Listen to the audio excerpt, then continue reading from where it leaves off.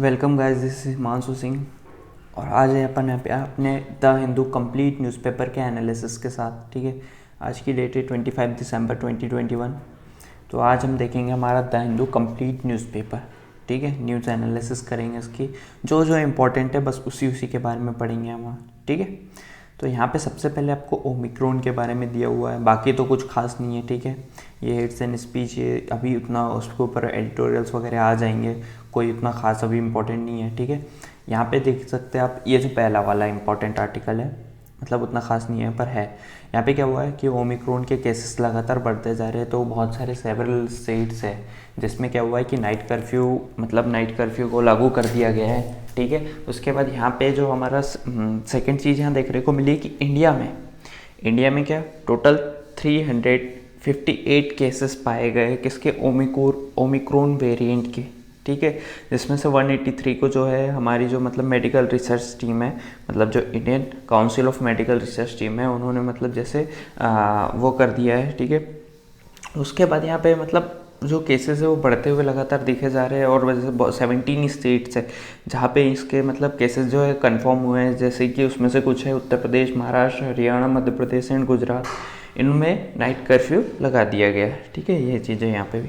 उसके बाद यहाँ पे नेक्स्ट है कि जैसे जो conservation bill held back from council, मतलब इसमें क्या हुआ है कि जैसे जो कंट्रोवर्शियल एक बिल है जिसमें जो Karnataka protection of right to freedom of religion bill 2021 है, इसको मतलब बात करी जा रही है। इसको मतलब जैसे इसको टेबलिंग करने से भी थोड़ा सा मतलब बीजेपी को वो हो रहा है। ठीक है, क्योंकि कंट्रोवर्शियल है, इसके बारे में हम आगे पढ़ेंगे। ठीक है, अभी नहीं, आगे।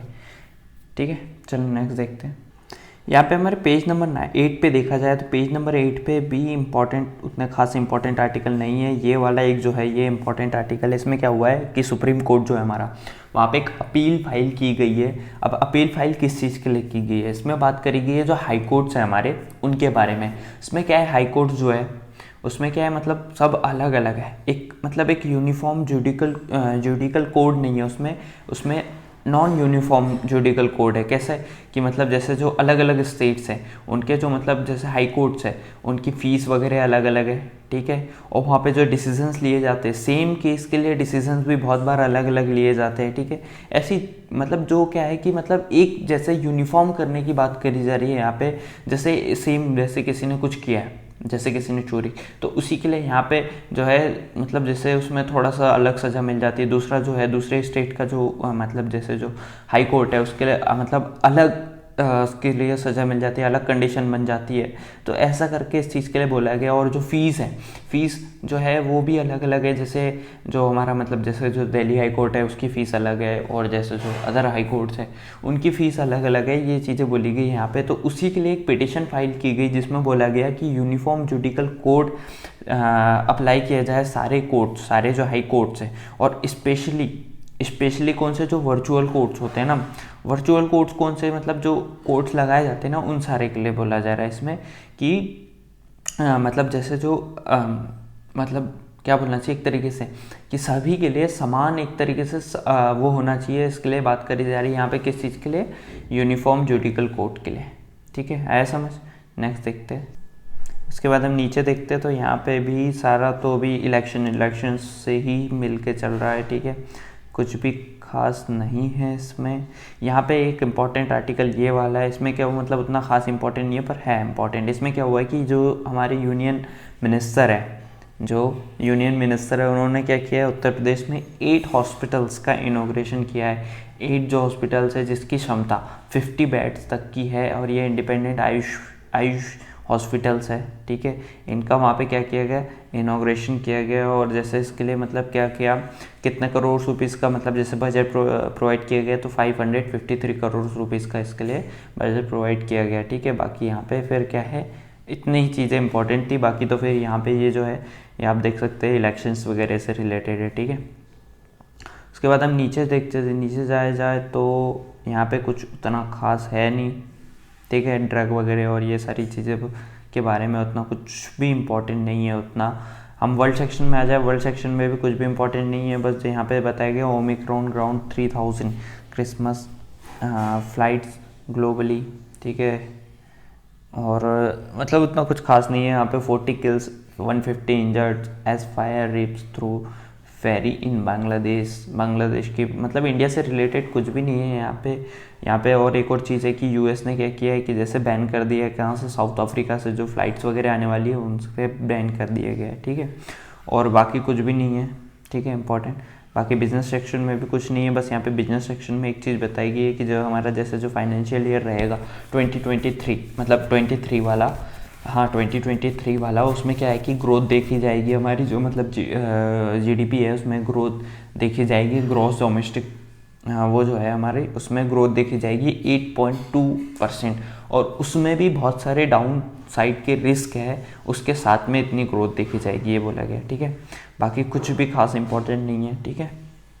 यहाँ पे एडिटोरियल सेक्शन देखा जाए तो एडिटोरियल सेक्शन में जैसे हम देखा जाए तो एग्ज़ाम के लिए इम्पोर्टेंट उतना कुछ दिख नहीं रहा है आज मुझे। यहाँ पे हमारी ग्राउंड ज़ीरो की रिपोर्ट है, ग्राउंड ज़ीरो की रिपोर्ट हमारे लिए इम्पोर्टेंट नहीं है, हम पढ़ते भी नहीं है, याद रखिएगा, ठीक है। उसके बाद हम ऊपर चलते हैं हमारे पेज नंबर 6 पे। पेज नंबर 6 पे ये वाला जो एक आर्टिकल है ये दिया हुआ है किस चीज़ से, पॉलिटिक्स से रिलेटेड। इसमें क्या हुआ है, हेट्स एंड स्पीच वगैरह और जो वायलेंस वगैरह इस चीज़ के बारे में बताया गया है कुछ, ठीक है। उतना कुछ इंपॉर्टेंट नहीं है, आप नहीं पढ़ना चाहो तो नहीं पढ़ सकते। ये वाला जो है ये है ओमिक्रॉन्स, मतलब उसके बारे में बताया गया है, जो हमारा जो कोविड-19 है उससे डील कैसे करना चाहिए इस चीज़ के बारे में बताया गया। ड्रग्स वगैरह इसमें जो कौन से यूजेस है उसके बारे में बताया गया। तो आप ये पढ़ सकते हैं, खुद से पढ़िएगा, बाकी कुछ पढ़ाने लायक नहीं है, उसमें कुछ खास इंपॉर्टेंट नहीं है, ठीक है। बाकी आप खुद से पढ़ सकते हैं। और ये वाला जो है इसमें भी मतलब जैसे ओमिक्रॉन जैसे जो ओमिक्रॉन का वेरिएंट है इसके बारे में दिया हुआ है यहाँ पे, ठीक है। ये भी आप पढ़ सकते हैं, उतना कुछ खास नहीं है, ठीक है। ये तीनों हो गए, ठीक है। उसके बाद ये वाला जो है आर्टिकल, ये जो है ये मतलब वैसे तो हमारे लिए इम्पोर्टेंट नहीं है, क्योंकि इसमें जो है वो मोदी जी के बारे में बताया गया, मोदी जी के गुणगान किए गए हैं कि मतलब उनके टाइम पे फॉरेन पॉलिसीज़ कैसी है, क्या है, मतलब क्या करेक्ट है, क्या मतलब अनकरेक्ट है, ये सारी चीज़ें इसमें बोली गई, फॉरेन पॉलिसीज़ के बारे में बताया गया है कुल मिला के, ठीक है। अब इसमें मतलब वही चीज़ें बताई गई है कि जब से जो आप ये मोदी जी की जो गवर्नमेंट आई है, जो बीजेपी आई है, उस टाइम से मतलब क्या हुआ है कि जो इंडिया की जो मतलब एक क्या बोलना चाहिए, जो हमारी फॉरेन पॉलिसी है उसमें बहुत बड़ा चेंज आया है, ठीक है। उसमें हमारे जो एक्सटर्नल अफेयर्स है और इसमें मिनिस्ट्री ऑफ एक्सटर्नल अफेयर्स है, ये इनमें भी मतलब बहुत ज़्यादा जागरूकता आई, ये चीज़ें बोला गया है यहाँ पे। हमारी जो मतलब जैसे एक तरीके से बोलना चाहिए मतलब जैसे बहुत ज़्यादा हम जैसे फॉरेन पॉलिसीज़ में चेंज आए और अच्छी हुई है, ये चीज़ें इसमें बताई गई। आप चाहो तो पढ़ सकते हैं, उतना कुछ खास नहीं है इम्पॉर्टेंट। मतलब इसमें क्या है, पेपर में ऐसा पूछ सकता है कि फॉरेन पॉलिसीज़ में मतलब क्या हुआ है, क्या चेंज आए, उसके लिए आप पढ़ सकते हैं, ठीक है। बाकी मुझे बताने लायक नहीं है ये, ठीक है। तो अपना जो न्यूज़पेपर है आज उसमें कुछ खास न्यूज़ नहीं आई है आज की, ठीक है। बाकी जितनी आई थी मैंने सारी चीज़ें आपको बता दी, आप एक बार खुद से पढ़ लीजिएगा, ठीक है। चलिए मिलते हैं आपको कल से। अपना अभी क्या हुआ है, बहुत टाइम से मैंने देखा है, मतलब मैं खुद भी सॉरी चाहता हूँ उस चीज़ के लिए कि अपना जो है एक रेगुलर बेसिस पे और टाइमली दो चीज़ के बेसिस पे अपनी वीडियो अपलोड नहीं हो रहे हैं, जो कि पहले होते थे, ठीक है। तो उसके लिए सॉरी, पर कल से क्या होगा, हमारा टाइमली और रेगुलर वीडियो अपलोड होंगे, ठीक है। ये चीज़ें यहाँ अभी तक एग्ज़ाम्स हो गए थे और मैं थोड़ा मतलब बिजी था इधर उधर, ठीक है। इस चीज़ के लिए सॉरी, ठीक है। चलिए मिलते हैं नेक्स्ट कल के इसमें। हैव अ नाइस डे सबको।